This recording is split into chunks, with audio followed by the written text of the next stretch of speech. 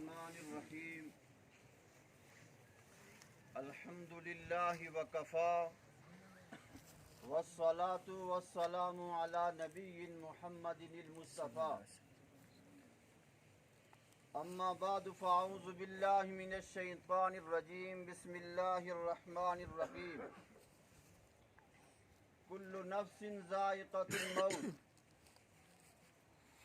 وقال النبی صلی اللہ تعالی علیہ وسلم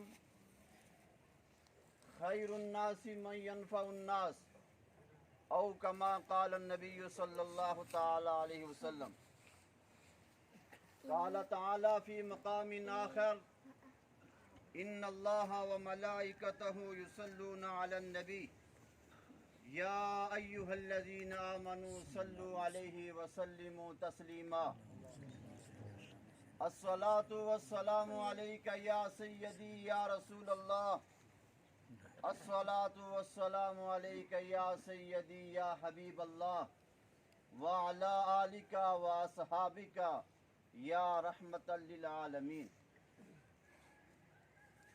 معزز سامعین عزیز احتشام، وقت انتہائی مختصر ہے، چند معروضات آپ کے سامنے پیش کی جائیں گی۔ امید ہے کہ انتہائی دل جمی کے ساتھ سماعت فرما کر ہم سب اس کے مطابق عمل کرنے کی کوشش کریں گے۔ رب تعالیٰ نے بڑے واضح انداز کے اندر قرآن کریم میں یہ فرما دیا کہ ہر نفس نے موت کا ذائقہ چکھنا ہے۔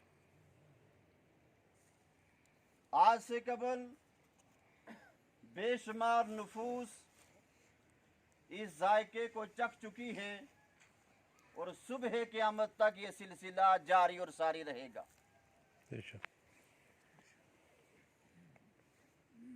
پھر آقا نعمت صلی اللہ تعالی علیہ وسلم نے فرمایا کہ تم میں سے بہترین انسان وہ ہے جو دوسروں کو نفع پہنچائے۔ نفع پہنچانے کے اعتبار سے ایک صورت اس کی بنتی ہے کہ زندہ زندے کو نفع پہنچائے، اور دوسری صورت یہ بنتی ہے کہ زندہ مرنے والے کو نفع پہنچائے۔ پہلی صورت کے اندر نفع پہنچانے میں کچھ نہ کچھ اغراض و مقاصد ضرور ہوا کرتے ہیں کہ آج میں اس کے ساتھ بھلائی کروں گا، اس کو نفع پہنچاؤں گا تو شاید کل جب مجھے ضرورت پڑے تو یہ آدمی میرے لیے نفع رساں ہو۔ لیکن دوسری صورت جو ہے کہ آدمی جا چکا دنیا سے، اس کو نفع پہنچانا یہ پہلی صورت سے اعلیٰ صورت ہے۔ اس میں کوئی غرض نہیں، کوئی مقصد نہیں، کوئی لالچ نہیں ہوتی کہ اب وہ میرے لیے کچھ کرے گا۔ تو آیا جب دنیا سے انسان جاتے ہیں، ہمارے مسلمان بہن بھائی ماں باپ جاتے ہیں، تو ہم ان کو نفع کتنا پہنچاتے ہیں؟ نفع کی مختلف صورتیں، مختلف انداز سے نفع پہنچایا جا سکتا ہے۔ ایک حدیث پاک وقت کی قلت کے پیش نظر آپ کے سامنے گزارش کروں گا کہ ایک صورت اپنے مرنے والے کو نفع پہنچانے کی یہ بھی ہے۔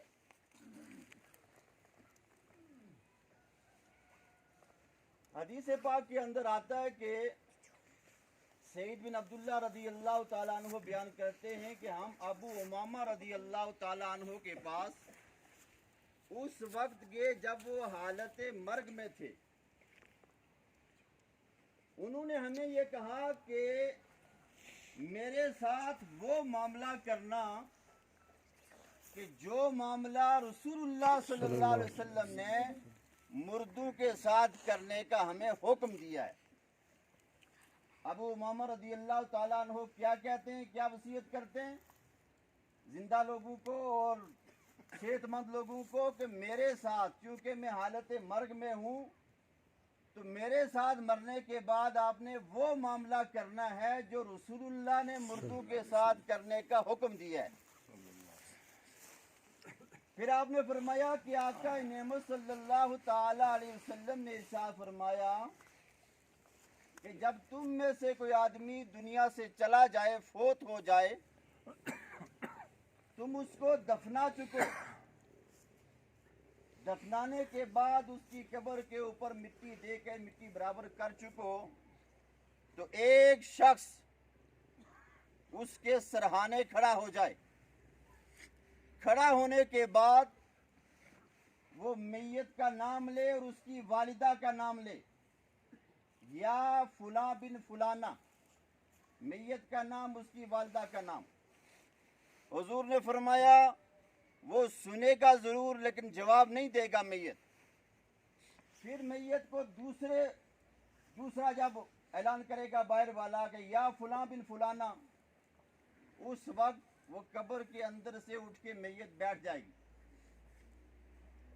تیسری مرتبہ جب یہ کہا جائے گا یا فلاں بن فلانا، تو میت مرد ہو یا عورت، بچہ ہو یا بچی، جوان، وہ جو میت ہے وہ اندر سے یہ آواز دے گی کہ اے شخص، تو جو مجھے کہنا چاہ رہا ہے وہ کہہ دے، تو میری حمایت کر، جو کہنا چاہ رہا ہے میری ہدایت کر مجھے۔ لیکن اس کے یہ جملے، اس کا یہ کہنا باہر والا نہیں سن سکتا۔ باہر والا یہ دنیا میں ہے، وہ برزخ میں ہے، اس کی کیفیت الگ ہے۔ یہ نہ سمجھنا کہ وہ کیسے بیٹھ کے باتیں کرتا ہوگا، اس نے کیسے یہ جواب دیا ہوگا۔ اس حدیث شریف کو تھوڑا سا یہاں روک کے میں بخاری شریف کی حدیث کو تھوڑا ٹچ کروں گا کہ آقا نعمت صلی اللہ علیہ وسلم نے فرمایا کہ جب تم مردوں کو دفنا کے واپس لوٹتے ہو نا گھروں کی طرف، وہ مردے جو منو مٹی کے نیچے دبے ہوتے ہیں وہ تمہارے قدموں کی آہٹ کو بھی سماعت کر لیتے ہیں۔ یہ صحیح بخاری کے اندر موجود ہے کہ تمہارے قدموں کی آہٹ کو سماعت کر لیتے ہیں مردے۔ تیسرے سوال پہ وہ کہے گا کہ ہاں مجھے ہدایت کر، تو باہر والا یہ کہے اذکر ما خرجت من الدنیا شہادت اللہ الہ الا اللہ وان محمدا عبدہ ورسولہ وانک رضیت باللہ ربا وبالاسلام دینا وبمحمد صلی اللہ تعالی علیہ وسلم نبیا وبالقرآن اماما۔ یعنی کہنے والا یہ کہے کہ یاد کر اس وقت کو جب تو دنیا سے گیا تھا، تو یہ گواہی دیتا ہوا گیا تھا کہ اللہ کی ذات وحدہ لا شریک ذات ہے۔ اس وقت کو یاد کر کہ جب تو دنیا سے گیا تھا تو یہ کہتا ہوا گیا تھا کہ محمد عربی اللہ کے بندے اور اس کے رسول ہیں۔ اس وقت کو یاد کر کہ وَأَنَّكَ رَضِيتَ بِاللَّهِ رَبًّا، تو اللہ کے رب ہونے پہ راضی تھا، اسلام کے دین ہونے پہ راضی تھا، محمد عربی کے نبی ہونے پہ راضی تھا، اور قرآن کے امام ہونے پہ راضی تھا۔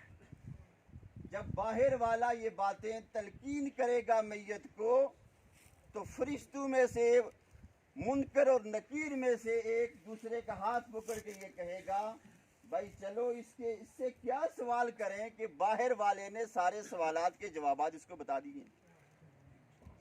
سارے سوالات جو ہم نے اس سے کرنے تھے، من ربو کا، ما دینو کا، ما کنت تقول فی حق ھذا الرجل محمد صلی اللہ علیہ وسلم، یہ تینوں سوالات کی تلقین تو باہر والے نے اس کو کر دی ہے۔ یہ ہمارے سوالات کے جوابات اس نے بتا دیے ہیں، اب اس سے کیا پوچھیں۔ پھر ایک شخص نے اس وقت رسول اللہ صلی اللہ علیہ وسلم سے پوچھا یا رسول اللہ صلی اللہ تعالی علیہ وسلم، اگر میت کی والدہ کا نام ہمیں یاد نہیں ہے تو کیا کریں؟ تو آقا نعمت صلی اللہ علیہ وسلم نے فرمایا کہ حضرت حوا کی طرف نسبت کریں، یہ ساری اولاد انہی کی ہے۔ اگر میت کی والدہ کا نام یاد نہیں ہے تو حضرت حوا علیہ السلام کی طرف اس کی نسبت کرنی چاہیے۔ اب دیکھیں، بظاہر تو یہ عمل ہمارے نزدیک معمولی سا ہے، ہمارے نزدیک یہ وقتی تھوڑا سا عمل ہے، کہاں 60 سالہ 70 سالہ 90 سالہ زندگی کے اعمال، اور کہاں یہ مختصر سا عمل۔ لیکن دیکھیں کہ اس کے سبب مختصر عمل کے سبب باہر والے نے اس میت کو قبر کے اندر والے کو کتنا فائدہ پہنچا دیا. یہ تھوڑا فائدہ ہے کہ قبر والے اس سے سوال اور جواب نہیں کرتے. یہ سوال اور جواب کے اندر جو سوالات جوابات ہوتے ہیں یہ تو مشکل ترین مرحلہ ہوتا ہے. آخرت کی گھڑیوں میں سے آخرت کی منازل میں سے سب سے پہلی اور مشکل منزل جو ہے وہ ہے قبر. اگر وہاں سوالات و جوابات نہ ہوئے آدمی وہاں امتحان میں پاس ہو گیا تو آخر تک آدمی کامیاب ہی رہتا. سیدنا عثمان غنی رضی اللہ تعالیٰ عنہ کے سامنے اگر جنت کا تذکرہ ہوتا دوزخ کا تذکرہ ہوتا عذاب کا تذکرہ ہوتا تو وہ کبھی روتے نہیں تھے. اگر وہ روتے تھے تو قبرستان میں جا کے قبر کے اوپر کھڑے وہاں نزدیک کھڑے ہو کے رویا کرتے تھے. پوچھنے والے نے پوچھا کہ آپ تو ذوالنورین ہیں, آپ تو اشرا مبشرہ میں ہیں, آپ کو تو جنت کی بشارت ہے, تو آپ کیوں قبرستان میں جب آتے ہیں تو روتے ہیں؟ کہنے لگے آخرت کی منازل میں سے یہ پہلی منزل ہے. جو یہاں کامیاب ہوا آئندہ ساری منازل میں وہ کامیابی ہوگا. میں اس منزل کو, اس جگہ کو, اس وقت کو یہاں سامنے رکھتے ہوئے میں روتا ہوں. تو اگر عثمان غنی قبر کو سامنے رکھتے ہوئے روئیں جو اشرا مبشرہ میں ہیں اور 100% جنتی ہیں, تو مجھے یہ بتائیں تو قبر کے سوالات و جوابات میں اگر باہر والا اندر والے کو قبر والے کو فائدہ پہنچائے تو میں یہ سمجھتا ہوں بہت بڑا فائدہ. ہمیں ایسے فائدے اپنے جانے والوں کو اللہ پہنچانے کی توفیق عطا فرمائے. جملہ لواحقین مرحومہ کے بالخصوص ان کے بیٹے آزاد صاحب, عباس صاحب, دلشاد صاحب دیگر سب سے اظہار تعزیت کرتے ہیں. اللہ تعالیٰ نے یہ عظیم نعمت ماں کی, ماں باپ جیسی نعمتیں اللہ نے دنیا میں اس کا متبادل رکھا ہی نہیں. خوش قسمت ہیں وہ لوگ, خوش بخت ہیں وہ لوگ جنہوں نے اپنے والدین کو بڑھاپے میں پایا یا جوانی میں پایا اور خدمت کی اور اپنی آخرت بنائی. اللہ تعالیٰ ان کی خدمت کو اپنے دربار میں قبول منظور فرمائے اور ہم سب کو یہ توفیق عطا فرمائے جن کے والدین زندہ ہیں اپنے والدین کی خدمت کر سکیں. وآخر